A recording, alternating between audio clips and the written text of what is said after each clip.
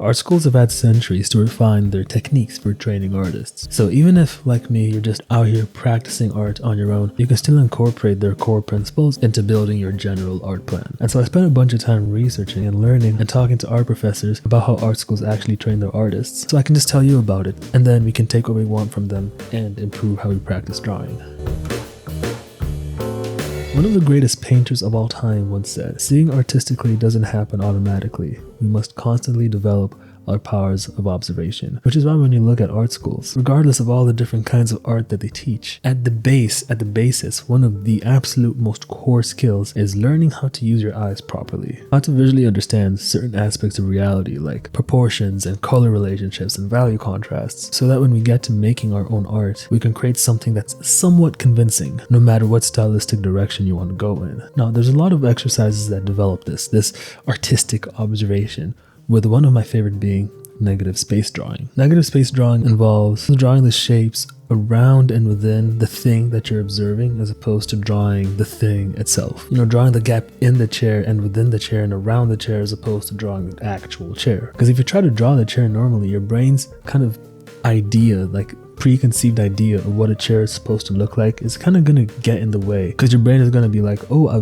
we're drawing a chair, I know what a chair looks like, so let's draw the chair, I already know what this looks like. And if that's the case, you aren't really going to be honing your ability to draw what reality is put in front of you, because you're going to be half drawing what you're observing and half drawing what your brain is envisioning. But if you shift focus to draw the negative spaces, bro, who the hell has a preconceived notion of what a negative space is supposed to look like? Your brain doesn't have that default, it doesn't have a default image of a negative space that it can kind of fall back on. And so since it can't do that, it's going to be forced to draw what it actually sees as opposed to what it thinks it sees, thus honing your ability to actually draw what you observe. Now obviously, art kids aren't spending years and years and years drawing negative spaces or whatever. I like to think of it as an exercise, kind of like an observation isolation exercise, kind of like how in the gym you might have isolation exercises which work just one muscle, and compound exercises which work multiple muscles simultaneously. Likewise, there's other exercises that hone your observational skills in concert with other major aspects of drawing. So observational drawing is a lot of art school curriculums, because the better you can understand the visual world around you, the better you can bend reality and stylize in ways that actually make sense. I want to talk about one of the absolute cores of formal art training, which is the essentialness of art projects. I've recently gained an appreciation for how significant art projects can be in your journey. Because if you were an athlete, for example, the absolute dumbest thing you could do is spam drills over and over again. Because even though drills are important, in the end, if you actually want to get better, you have to go out and play the games, because that's kind of what it's all about. And that's kind of how I view projects now.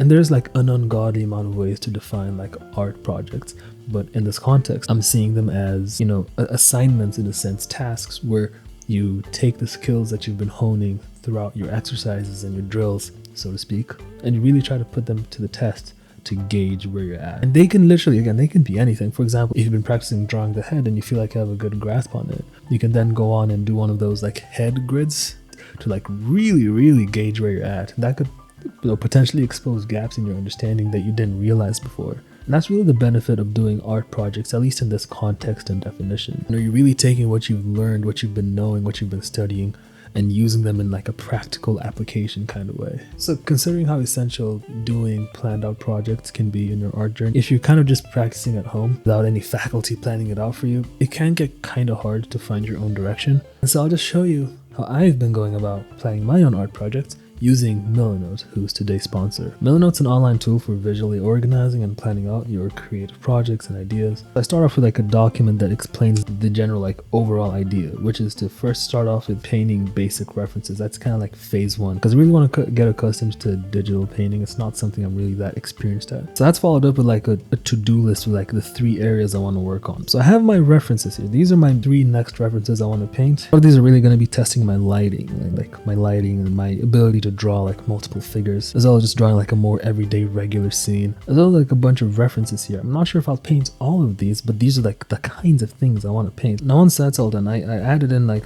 I thought of some prompts that would be really cool to paint without using a direct reference, just using my big brain. And if you don't really have any ideas of prompts you want to paint, I found this website that has like dozens and dozens of really interesting prompts for like drawing and painting, so I can just kind of like add that in right here for additional inspiration. So these are really where I'm gonna like take all the knowledge from there plus all my previous artistic knowledge and really put them to the test by really trying to paint all these scenes. And to help guide me when I'm doing all of that, I added in a bunch of stylistic inspiration. And I went into the ArtStation accounts for artists that I like. For example, Wulop and Gue, I really like how they render. I like Yuming Lee and Marco Bucci. I love how they use like interesting colors. They have really interesting colors and lighting scenarios. As well as just like a board here to give me like stylistic direction, because this is like kind of the vibe I think I want to capture. I'm also adding in some process videos. My process is something I really want to work on. Just throwing in a bunch of different process videos here to see the different ways experienced artists approach painting. Again, something else to help guide me here.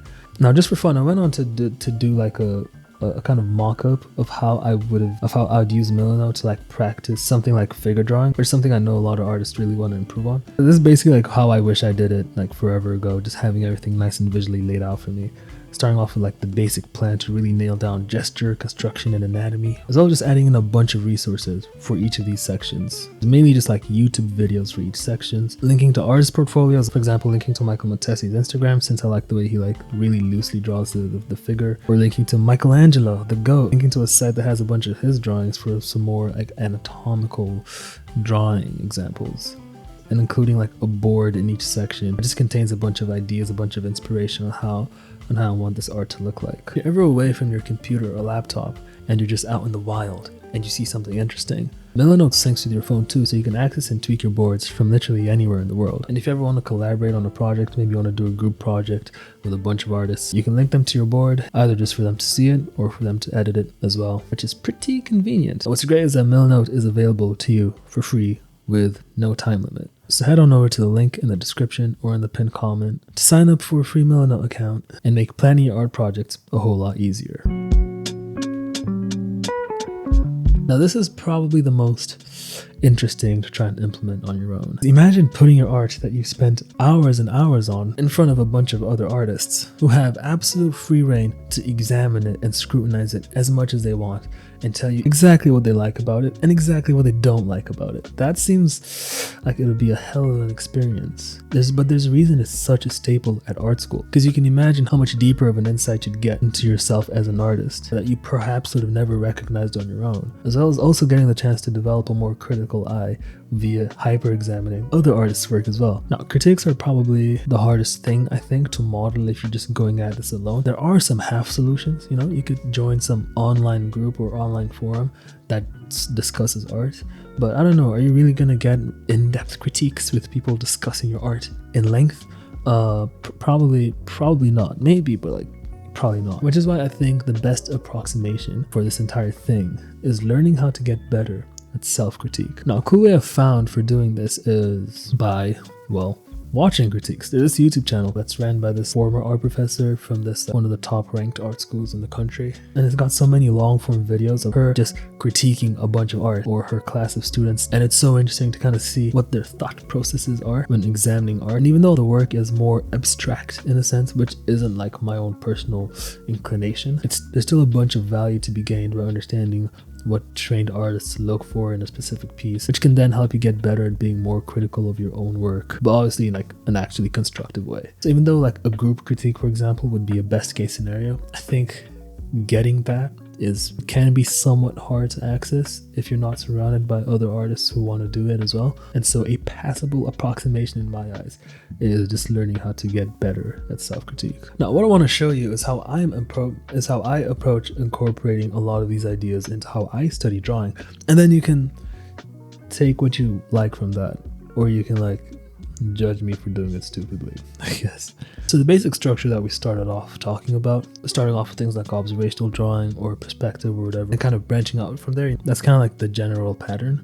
In terms of how to, practice individual topics, so to speak, like something like perspective or figure drawing or whatever it is, shading, whatever it is, I used to think the answer to this question was going to be some esoteric training secret techniques or something, but it's so funny how stupidly simple it is. So the basic kind of framework that I adopt, it's not that serious, it's just how I practice, is divided into three, which is a learning phase, a studying phase, and an applying phase. We'll use the example of figure drawing. So the learning phase is, is grabbing, a book or going through like a specific playlist, like a series, like a Proco playlist, for example, to like get the theory, really introduce yourself into the concepts and stuff like that, the ideas. And that's followed with like a studying phase, which is the breakdowns, the anatomical breakdowns, the master studies, things like that. And the third phase, the apply phase, which is kind of newer in the sense, the phase I've never really done, which is the biggest takeaway for me personally from like learning how art schools teach, which is the application phase, which is basically like the projects essentially, which is basically just applying everything that was learned from the initial two phases. And like for example, in my last video, I was taking you through like my art journey from the past year. And one thing you'll have noticed is that I was kind of just drawing. I was mainly just doing the drills, so to speak. What I feel like would have made my past year so much better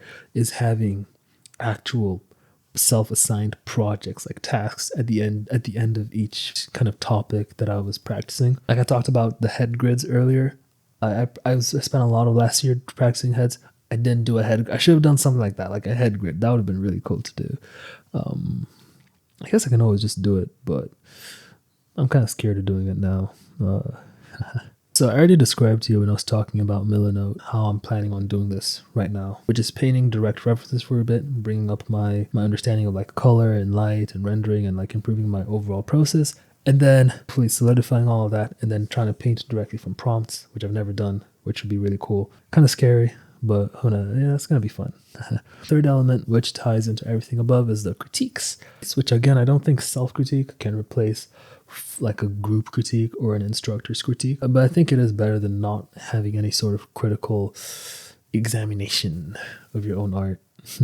I will say though, the basics that I've learned from watching that channel I talked about is that if you make a piece of art and you want to examine it, you need to look at what you like about it and what you don't like about it, and the reason why you like what you like and why you don't like what you don't like, as opposed to just saying, oh, this is goated, or oh, this is trash. Because the reason it's goated, the actual reason it's goated, or the reason it's trash is really the key in helping you like actually get better.